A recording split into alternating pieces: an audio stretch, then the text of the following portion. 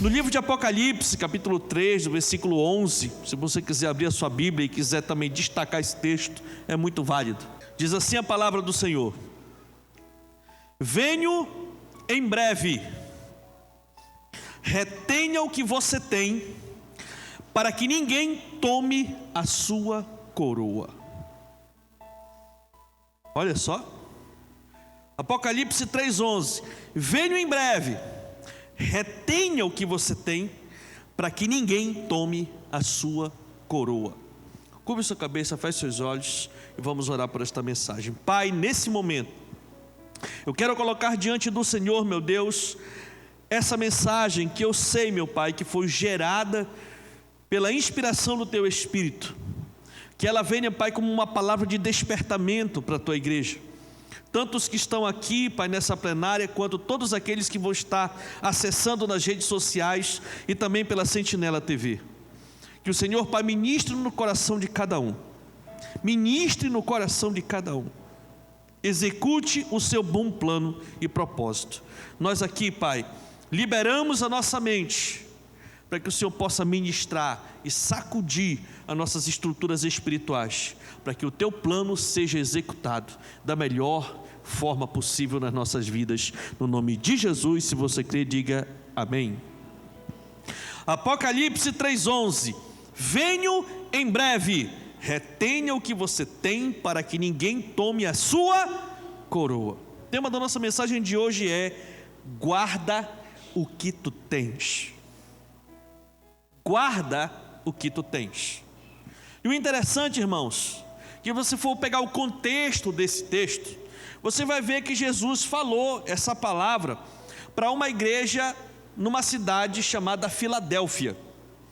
Se você for pegar o capítulo 2 e o capítulo 3 do livro de Apocalipse, você vai ver, dentre algumas questões, mas que o eixo principal desses dois capítulos estão relacionados a algumas mensagens que o próprio Senhor Jesus chegou com João e falou para que ele levasse esse recado às 7 igrejas da Ásia Menor, certo? 7 igrejas. E uma dessas cartas foi para essa igreja na cidade de Filadélfia, né?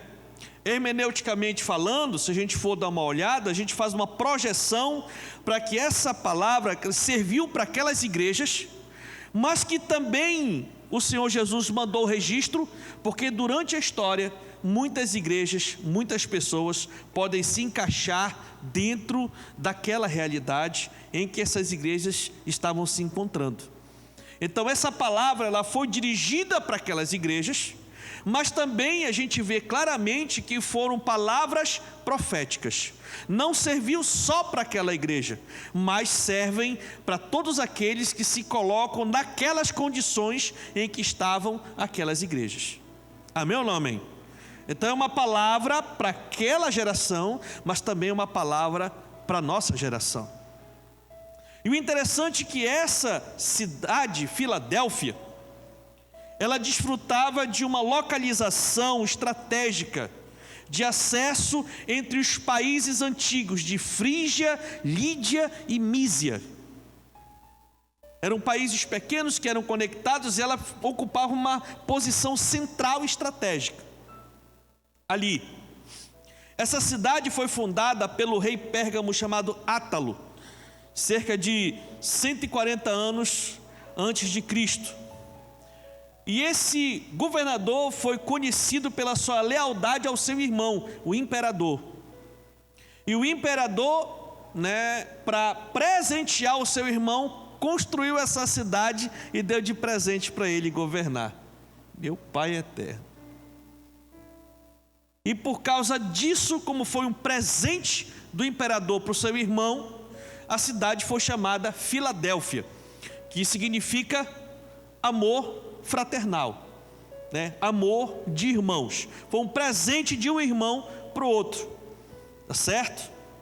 Interessante, queridos, também que essa região, a região de Filadélfia, um dos pontos mais fortes da economia dela é que ela produzia muita uva. Eles produziam muitas uvas e, como era estratégico ali, eles tramitavam entre os países, então ela exportava muito vinho. E por causa disso, eles adoravam, a sociedade lá de Filadélfia, na sua grande maioria, adoravam e cultuavam o deus Dionísio, o deus grego Dionísio, certo? Que era o deus do vinho, né? Então, todo o ritual religioso, toda a cultura religiosa, prioritariamente estava voltada para esse deus chamado Dionísio. Era ele que abençoava, era ele que orientava, né? Toda a parte sacerdotal, os lugares de culto, que hoje nós chamamos de igreja, né? Tudo, na sua grande maioria, era focado para essa divindade chamada Dionísio, né? E o interessante também, irmãos, é que houve uma profecia sobre essa cidade, que ela seria destruída. E no ano 17 depois de Cristo, isso é história, houve um terremoto muito forte lá que destruiu a cidade. Literalmente destruiu a cidade de um terremoto, né? E logo depois, o imperador, que já era o Tibério, reconstruiu a cidade e ela está lá até hoje. Então, essa era, né, o histórico dessa cidade chamada Filadélfia. E dentro dessa cidade existia uma igreja do Senhor Jesus. O povo chegou lá e implantou a igreja, vários começaram a converter ao Senhor Jesus, deixaram de servir a Dionísio para começar a servirem a Jesus, né? Agora, o interessante é que essa igreja, ela sofria de muita pressão e muita perseguição. Justamente por isso, né, existia todo um comportamento cultural para se adorar ao deus Dionísio, e de repente entra uma turma dizendo: olha, Dionísio não é o verdadeiro Deus é o Senhor Jesus Cristo. Então você pode imaginar a pressão social que caiu em cima daquela igreja, né? Então, por uma questão de cultura mesmo da sociedade, as pessoas tinham resistência à pregação do Evangelho. Mas mesmo assim, com muita pressão, o Evangelho estava sendo pregado naquela cidade, e muitas pessoas estavam sendo alcançadas. Elas entendiam que realmente a salvação vinha por meio de Cristo. E para contrabalancear ainda mais a perseguição, né, o inimigo juntou, certo, uma série de pessoas, líderes, que a Bíblia chama que eles serviam a sinagoga de Satanás. Na verdade, o inimigo levantou esses falsos líderes espirituais, e eles se diziam judeus, que na verdade nem eram judeus, mas eles se diziam judeus, e aonde o povo de Deus chegava para falar do Evangelho, eles chegavam atrás e despregavam tudo aquilo que a igreja pregava. Então, além da pressão social da cultura, ainda tinha mais esse outro projeto. Então, por causa disso, né, a igreja, literalmente, ela se posicionava e tinha muitas limitações. Amém ou não amém?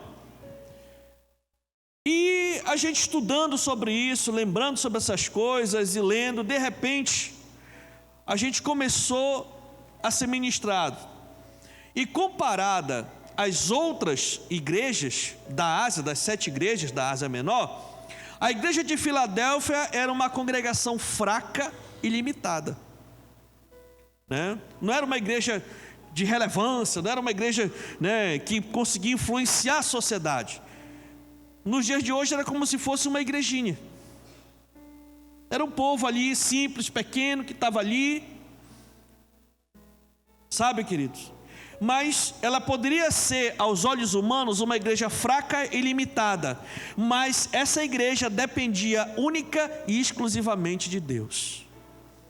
Poderia não ser uma igreja relevante, mas era uma igreja verdadeira. Por isso, Jesus prometeu que iria abrir uma porta para aquela igreja e converter aqueles líderes que estavam se opondo. que iriam ajudar o povo a acreditar no verdadeiro evangelho.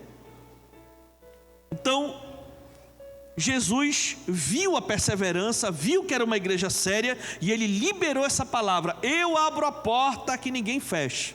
É por isso que tem esse ditado, que a porta que Deus abre, ninguém fecha, que é bíblico. Ele disse: eu vou abrir uma porta para você, e esse povo que está se opondo vão se humilhar, e as pessoas vão ver e vão reconhecer que essa igreja é uma igreja séria, verdadeira. Sabe, queridos? Então Deus liberou promessa para aquela igreja. Deus liberou promessas de avivamento para aquela igreja. E assim era a igreja de Filadélfia.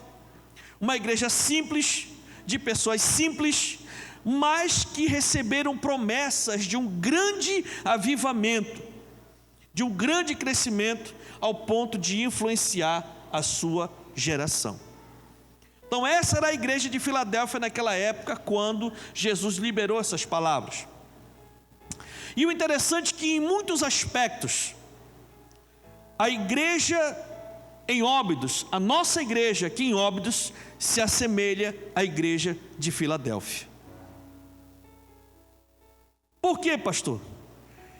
Porque tanto a igreja em Óbidos quanto a igreja em Filadélfia são duas cidades antigas. Amém? Amém, irmão? Você sabe que a sua cidade é uma cidade antiga. É uma das primeiras cidades que foram fundadas no estado. Tanto a cidade de Filadélfia quanto a cidade de Óbidos foram fundadas em pontos estratégicos. A cidade de Óbidos foi fundada porque é um ponto estratégico na região. Via fluvial, nada deixa de passar se não passar por aqui pela frente. Então, a ideia que se tem é que Óbidos literalmente foi um ponto estratégico, é um ponto estratégico para o desenvolvimento da região. E isso foi tão evidente, que a cidade, apesar de ser pequena em tamanho, apesar de ser antiga, mas essas cidades, tanto Óbidos quanto Filadélfia, são poderosas na história da sua região. A nossa cidade, a partir da nossa cidade, foi fundadas as outras cidades. Daqui da Calha Norte, todinha, foram fundadas a partir de Óbidos. A história dessa nossa região, da habitação da nossa região, começou aqui nessa cidade. Então Óbidos tem uma responsabilidade histórica muito forte para que essa região hoje seja habitada. Sabe, queridos, é interessante. E dentro dessa cidade existe uma igreja avivada. Amém ou não amém? Uma igreja avivada, uma igreja abençoada, composta também por pessoas simples, porém pacientes e perseverantes. Porque eu conheço quem congrega aqui nessa igreja, e eu também conheço muita gente que mora nessa cidade. São pessoas simples, batalhadoras, pessoas que querem ver o bem da sua própria casa e querem ver o bem da sua cidade, na sua grande maioria. Pessoas pacatas, educadas. Quando eu cheguei aqui, que eu não sou daqui naturalmente, mas eu fiquei muito impactado quando eu chegava nos comércios, chegava nas padarias de manhã cedo. Aí estava todo mundo lá esperando o pão. Quando eu chegava, aí o cidadão: bom dia, meu amigo. Digo: bom dia, o senhor sabe daquele dia assim, tal, na casa tal, fulano de tal e tudo? Meu amado, eu não sei não. E começava a conversar comigo como se eu tivesse aqui já uns 10 anos e conhecia. Até hoje é assim. Nosso povo é uma benção. Nosso povo é educado. O povo de Óbidos literalmente é um povo bom. Óbidos é um lugar bom de se viver. Sabe, queridos, em se tratando da igreja, a igreja é uma igreja abençoada, é uma igreja que persevera, uma igreja que tem paciência, uma igreja que tem esse comportamento. Por quê? Porque essa igreja também recebeu promessas de Deus. Essa igreja está debaixo de promessas. Assim como Deus prometeu um grande avivamento para a igreja de Filadélfia, Deus também prometeu um grande avivamento para a igreja em Óbidos. É impressionante como isso está gerando e tomando uma proporção muito maior. Sabe, queridos, é impressionante. Deus deu promessas para essa igreja. E quando eu falo de igreja, eu também não falo só da nossa igreja local. Eu falo que Deus tem promessas de um grande avivamento para a igreja do Senhor Jesus na nossa cidade. Existem planos de um grande derramar do Espírito nessa cidade, a começar pela igreja local. Sabe, queridos, Deus já está despertando no coração das pessoas. O próprio Espírito de Deus vai estar despertando no coração das pessoas. Muita gente vai acordar no domingo pela manhã e o marido vai olhar para a mulher e dizer assim: mulher, te arruma, que eu vou me arrumar, vamos arrumar os meninos, que hoje nós vamos procurar uma igreja aí que nós estamos precisando de Deus. E se hoje você está aqui nos visitando, é porque você já é uma prova viva de que esse avivamento já está começando.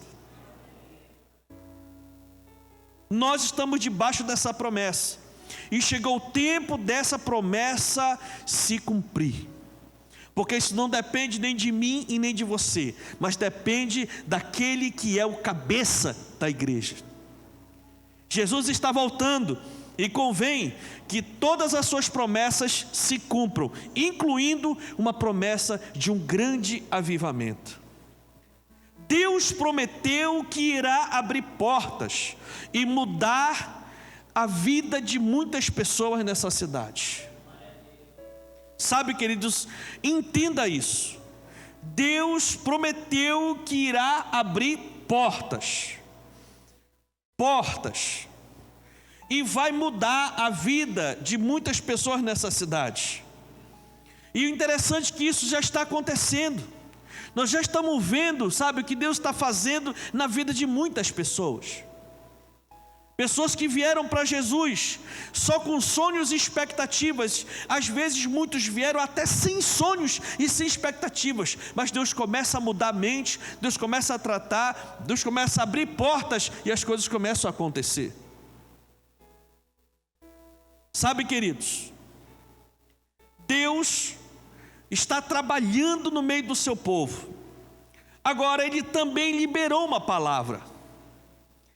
Essa promessa de avivamento, essa promessa de bênçãos, essa promessa de mudança de mente, mudança de atitude, também veio debaixo de uma exclamação. E qual foi, pastor? Guarda o que tu tens. Retém o que tu tens. E guardar o que, pastor? Você precisa guardar aquilo que você já recebeu de Deus. Muitos aqui ainda não desfrutaram da plenitude daquilo que Deus tem para fazer, mas Deus já está fazendo muitas coisas. Deus já está trabalhando na sua vida, Deus já está fazendo grandes milagres na sua vida. Sabe, queridos? Então, o Senhor Jesus nos diz: guarda o que tu tens, guarda aquilo que você já recebeu. E o que é que eu recebi, pastor? Em primeiro lugar, você recebeu a sua salvação. Se você está no Senhor, se você já fez uma decisão pública de entregar a sua vida ao Senhor Jesus e andar debaixo dos ensinamentos de Cristo, então a Bíblia diz que você está salvo da condenação eterna. Não é uma afirmação do Atilano, não é uma confirmação de homens, mas é pela palavra. O Senhor Jesus veio para pagar uma dívida espiritual que nós não tínhamos condições de pagar.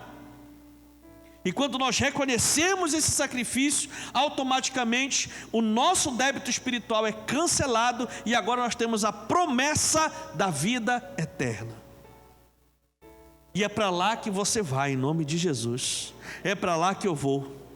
Mas para que isso se consolide, nós temos que guardar a nossa salvação. Irmãos, e a nossa promessa maior é a salvação. é a recompensa de todo labor, de toda perseverança e a determinação em guardar a fé em Jesus. Essa decisão de viver para Cristo é conservada pelo esforço. Porque eu lhe digo uma coisa: servir ao Senhor a vida toda não é fácil. Você entregar a sua vida a Jesus e perseverar na sua decisão é através do esforço. E é bíblico. Jesus falou lá em Mateus 11:12: desde os dias de João Batista até agora, o reino dos céus é tomado à força, e os que usam da força se apoderam dele. Olha só. Em qual sentido que ele está falando, pastor? Que nós temos que nos esforçar, no sentido da gente perseverar, no sentido da gente abrir mão de alguns privilégios, esforço para poder se desviar do mal e das ciladas do inimigo, esforço para a gente dizer não para as nossas próprias vontades e acabar obedecendo à vontade de Deus. Eu tenho plena convicção de que pelo menos uma pessoa aqui no meio de nós não queria estar aqui de jeito nenhum pela sua própria vontade. Queria ficar em casa, não está se sentindo bem, mas entende que é através do esforço que se ganha o reino de Deus. É nessas horas que aparece quem realmente fez uma decisão e quem não fez. Sabe, queridos? Então, de tudo que nós devemos guardar, nós precisamos guardar a nossa salvação em Jesus. Aconteça o que acontecer, nós não podemos abandonar a nossa fé. Outra coisa, irmãos, que nós precisamos guardar são as promessas de Deus para a nossa vida. Sabe, queridos, Ele prometeu que vai abrir portas, e a porta é a abertura para oportunidades. Amém ou não amém? A porta é o agir de Deus para mudar a história das pessoas que o servem. Quando abre-se uma porta, abre-se possibilidades, porque a porta é uma abertura de trânsito, pode entrar e pode sair, qualquer coisa pode entrar e qualquer coisa pode sair, ou seja, começa a ter um fluxo. E se é Deus que abre a porta, então é fluxo de coisa boa. Amém ou não amém? Então entenda que Deus abre portas na vida daqueles que o seguem, na vida daqueles que se comprometem com Ele. Ele abre essas portas, e essas portas são o que, pastor? Oportunidades. Oportunidades. Sabe, queridos, Deus é glorificado quando o seu povo passa a desfrutar de um padrão melhor de vida, porque Deus é Pai. E qual é o pai que vai ficar satisfeito vendo o filho passando necessidade? Qual é o pai que vai ficar alegre em ver o seu filho decidido a viver uma vida miserável? Sabe, queridos, mudanças na família, mudança nas relações de trabalho, mudança na vizinhança, na aquisição de bens e de patrimônio, são uma marca que os filhos recebem por andarem em fidelidade à palavra e firmes na sua decisão de seguir ao Senhor Jesus. O normal é a pessoa entrar na fé, decidir andar na fé, e aí no decorrer do caminho Deus começa a abrir portas, Deus começa a trabalhar milagres, e a pessoa começa a se qualificar, abre uma porta de emprego, a pessoa vai trabalhando, vai se esforçando, vai se qualificando, um degrau acima do outro. E o normal é a família começar a se ajustar, porque Jesus entrou lá naquela casa. O normal é a pessoa começar a ter um outro padrão de vida. A pessoa que trabalhava a semana toda, e aí quando chegava na sexta-feira, ou então no sábado, pegava o dinheiro daquela semana e torrava tudo, na festa, na bebida, nos vícios, na prostituição, e na segunda-feira amanhecia doente, com ressaca, e ainda devendo, porque gastou o dinheiro todo da semana, e ainda extrapolou, e está devendo no bar, está devendo ali no amigo que pegou emprestado para tomar uma gelada e tal, vai ter que trabalhar de novo a semana toda, para poder pagar o que deve, e ainda sobrar para curtir. Então não sobra nada, ou praticamente nada, para que haja outros investimentos. A partir do momento que Jesus entra, a pessoa larga o vício, e começa a sobrar recurso. E quando começa a sobrar recurso, o que ele vai fazer? Vai comprar uma roupinha melhor para ele e para a família dele. Vai fazer aquela puxada que estava há 10 anos dizendo que ia fazer aquela puxada e nunca fez. Quando chega no final do ano, compra mais 2 latas de tinta e começa a dar uma pintada na casa. As coisas começam a melhorar e o padrão de vida começa a mudar. É normal que isso aconteça na vida do cristão. Sabe, queridos, porque Deus vai alinhando as coisas, amém ou não amém? E entenda que se nós estamos em Cristo, nós somos nova criatura, e o Senhor nos fez filhos, e se nós somos filhos de Deus, nós temos uma herança. Romanos 8,17 diz: se somos filhos, então somos herdeiros, herdeiros de Deus e co-herdeiros com Cristo, se de fato participamos dos seus sofrimentos, para que também participemos da sua glória. Então, se por um lado a gente sofre por estarmos seguindo a Cristo, por outro lado o nosso padrão de vida muda, porque é a recompensa que Deus nos dá. Amém ou não amém? Sabe, então é importante a gente ter esse entendimento, queridos. Deus deu sonhos, Deus deu planos, Deus deu alvos para muita gente aqui que está me ouvindo hoje. E esses sonhos, esses alvos não vêm de você, mas do Senhor, que quer ver você bem. Você vai guardar sua salvação, sim, meu irmão, mas você vai estar de olho nas promessas de Deus para a sua vida, para que as pessoas possam ser glorificadas, para que Deus possa ser glorificado, e muitas pessoas possam realmente, se aproximarem do Senhor através da sua vida. Infelizmente, muitos ficam de olho somente na salvação. Sabe, irmãos, e passam sua vida toda passando muitas privações e muitas necessidades. Existia um ensinamento que focava só na salvação, e aí o cristão passava a vida inteira passando muitas privações e necessidades, que de certa forma afugentava as pessoas do Evangelho,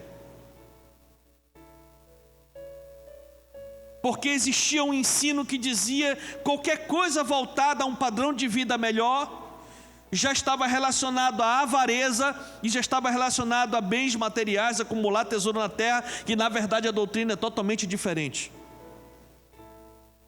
Nós precisamos guardar nossa salvação, mas nós precisamos glorificar ao Senhor com uma vida de qualidade. Não estou dizendo aqui que todo mundo vai ficar rico, não. Eu estou falando aqui que o Senhor tem uma promessa de um padrão de vida abençoado para cada um, porque nisso Ele é glorificado.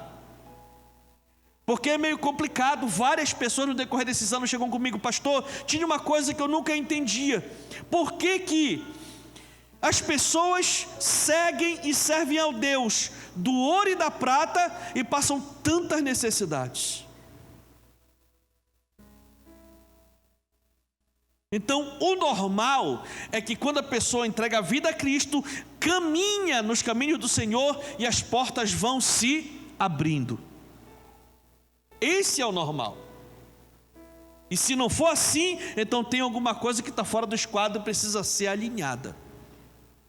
Amém ou não amém?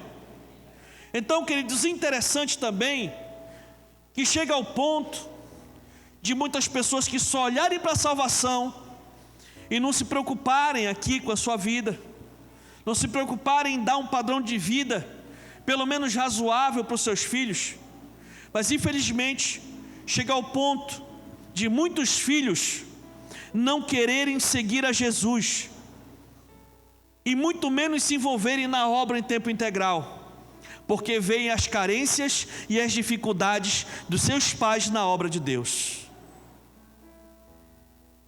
E aí também, irmão, vem uma questão de sabedoria.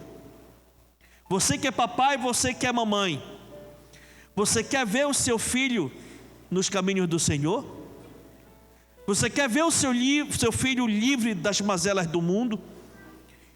Você quer ver o seu filho e a sua filha, passando de largo nas armadilhas do mundo, nos vícios, nas prostituições, na violência, todas as mazelas do mundo? Então, se você quer, então tem que ter sabedoria. E uma das principais estratégias de sabedoria, você sabe qual é? É você preservar os seus filhos das suas insatisfações no reino de Deus. Muitos pais falam mal da igreja na frente dos filhos. Muitos pais falam mal dos pastores, dos seus pastores, na frente dos filhos. Muitos pais reclamam da falta de assistência da igreja na frente dos seus filhos. O filho está ouvindo, e vai chegar uma hora que o filho vai crescer. E na hora que o pai disse assim: menino, vamos para a igreja. Vou nada, não sei o que o senhor só pode ser um escravo desse negócio, porque o senhor reclama tanto dentro de casa e não sai de lá da igreja. Vou nada, meu irmão. O que? Está lá naquela igreja que só tem fofoca, só tem fuxico, só tem confusão, o pastor só fala de dinheiro toda hora, mas quando que eu vou para lá?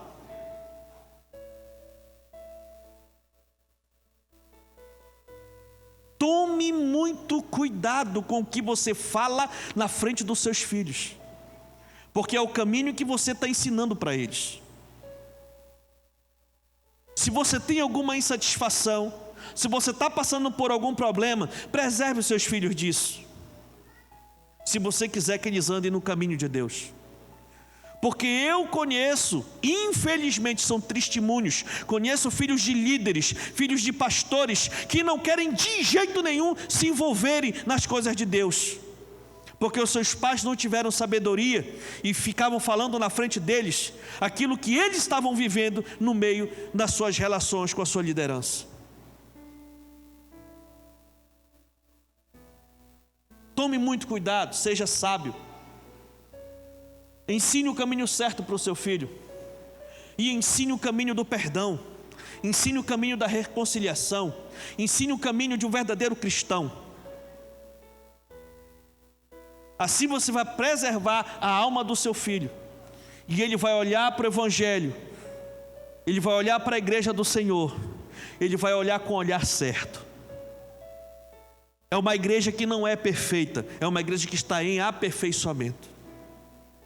E eu sempre digo, e até brinco, alguns colocam algumas postagens: procura-se uma igreja perfeita, uma igreja que não tenha isso, uma igreja que não tenha aquilo, uma igreja que fale assim, uma igreja assado, uma igreja cozida e tal. Se encontrar uma igreja dessa, eu congrego lá. Aí de repente me dá vontade de dizer assim: meu irmão, não faça um negócio desse. Se você encontrar a igreja perfeita, pelo amor de Deus, não entre nela, porque você vai estragar essa igreja. Quem é perfeito, irmão? Quem é perfeito? Só o dono da igreja, mas a igreja não. Entenda isso. E Deus fez isso direitinho, sabe para quê?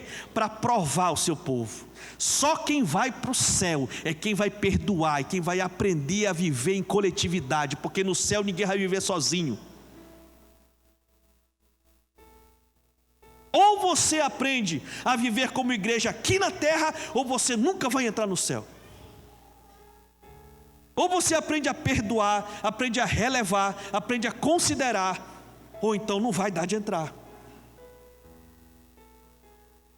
Entenda isso.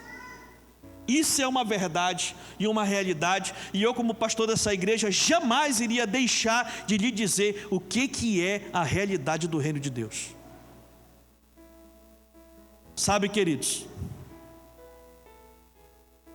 Então, não desista da sua salvação, mas também não desista dos seus sonhos. Não desista dos seus projetos. Se Deus já falou, se Deus deu uma direção, se é isso que vai acontecer, então persevere.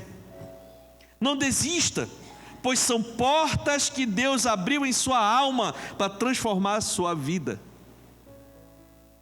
Não desista, irmão, dos seus sonhos, porque eles, no tempo certo, e você perseverando, e acreditando, e aplicando fé, e trabalhando, Deus vai abrir as portas e vai lhe dar uma vida abundante.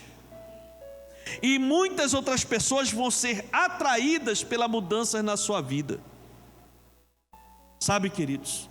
Então não perca, guarde, não deixe vazar as promessas que Deus já fez para a sua vida. Guarde a sua salvação, guarde as promessas de Deus para a sua vida. E em terceiro lugar, irmãos, guarde a sua identidade. Porque infelizmente muitos, após experimentarem das promessas, perdem a sua identidade em Deus. Infelizmente, irmãos, como eu falei aqui, é normal que as coisas fluam, mas muitos, infelizmente, se perdem em meio às bênçãos, perdem a sua identidade em Deus, não adquirem sabedoria para administrar aquilo que Deus deu na sua mão.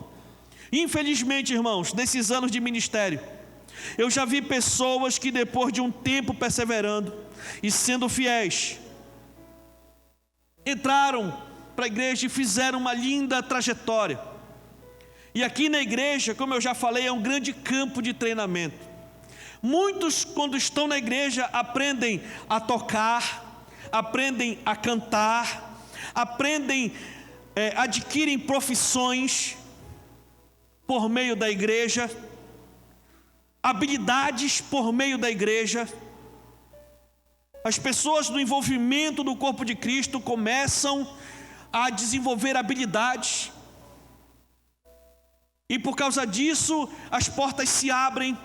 Uma pessoa que consegue liderar bem uma célula, melhorar muito na sua oratória, e lá fora tem muita gente que não consegue ter uma boa oratória, e as pessoas do reino se destacam lá fora, e as portas se abrem, vem um reconhecimento. Muitos cursos, projetos de aperfeiçoamento que a igreja trabalha, acabam gerando profissões na vida do povo. Muita gente, onde tu aprendeu a tocar? Na igreja. Onde tu aprendeu a cantar? Na igreja. Onde tu aprendeu a mexer com iluminação? Na igreja. Onde tu aprendeu a auxiliar um pedreiro? Na igreja. Onde tu aprendeu a organizar a parte elétrica? Na igreja. A igreja levanta profissionais. Onde tu aprendeste a mexer computador, editar áudio, vídeo? Na igreja.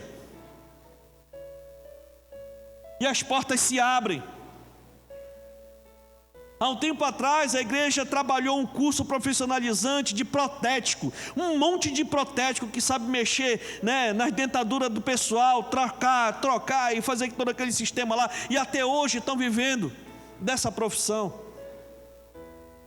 e tantas outras profissões. E aí, depois que a pessoa adquire essas habilidades, começa a aparecer, aí vem o reconhecimento. Uau, cara, tu toca muito. Uau, tu é um profissional de mão cheia. Rapaz, tu é um pedreiro muito top, meu irmão, e tal. Aí começa a vir o reconhecimento, começa a vir as oportunidades, a coisa começa a mudar. E de repente aquela pessoa entende que não pode mais fazer parte do mundo dos pequenos. Porque agora Deus já mudou a história. Antes eu era empregado, agora eu sou patrão. Antes eu era um funcionário, agora eu sou chefe. Deus me abençoou. Agora eu já não posso mais estar envolvido no mundo dos pequenos, eu já saí de lá. Já não dá mais. Agora, essas pessoas que se perderam, já estão no outro nível. Elas acham que não podem mais servir a Deus ajudando a sua igreja no SESC, por exemplo. Não, agora eu estou empregado ali, eu não posso mais vender concreto na barraca da igreja. Não, agora eu já sou alguém. Na época que eu era ninguém, de boa, mas agora não, agora já é outro nível. Agora eu já não posso mais. Deus mudou a minha história. Eu sou popular agora. Eu tenho amigos da alta sociedade. Eu trabalho com altos fluxos de recursos e investimentos da empresa. Eu não posso mais trabalhar no encontro. Isso foi lá atrás. Eu não posso mais trabalhar na conferência. Eu não posso mais ajudar a igreja no puxirum na chácara. Não posso mais. Eu não posso mais estar envolvido lá no trabalho missionário, porque agora eu tenho o meu padrão. Deus me abençoou com tudo que eu tenho, e agora o meu tempo é para aquilo que Deus me deu.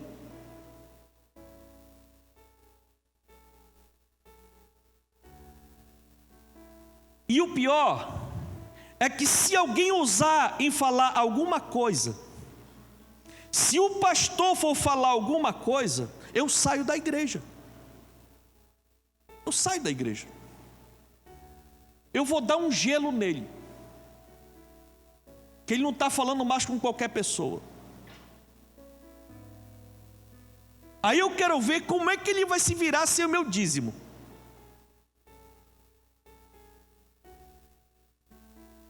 Afinal de contas, ele vai querer ficar sem o meu trabalho ou sem o meu dízimo? É ele que escolhe. Um pensamento assim reflete a falta de identidade em Deus. A pessoa perdeu quem é, perdeu o foco de quem é em Cristo. E o interessante é que Jesus também entregou uma palavra para uma igreja que se perdeu. Lá no capítulo 2 de Apocalipse, a partir do versículo 1 diz assim: ao anjo da igreja em Éfeso, escreva: estas são as palavras daquele que tem as 7 estrelas em sua mão direita e anda entre os 7 candelabros de ouro. Conheço as tuas obras, o teu trabalho árduo e a tua perseverança. Sei que você não pode tolerar homens maus, que pôs à prova os que se dizem ser apóstolos, mas não são, e descobriu que eles eram impostores. Você tem perseverado e suportado sofrimentos por causa do meu nome e não tem desfalecido. A pessoa não desviou, ela se perdeu. Ela perdeu a sua identidade. Ela é firme no Senhor, tem uma decisão firme, trabalha firme, mas ela perdeu a sua identidade. Mas Jesus continua e disse assim: contra você, porém, tenho isto: você abandonou o seu primeiro amor. Lembre-se de onde caiu, arrependa-se e pratique as obras que praticava no começo. Se não se arrepender, virei a você e tirarei o seu candelabro do seu lugar. Eu vou tirar aquilo que fez você se perder. Se é o trabalho que está te impedindo de se envolver como tu se envolvia antes, então eu vou tirar o teu trabalho. Se é a tua família que está te impedindo de você se envolver como você era antes, então eu vou tirar a sua família. É simples assim. Nada pode concorrer com o Senhor. Até minha família, até sua família. Meu Deus, pastor. É isso mesmo. Deus mandou Abraão ir sacrificar o filho.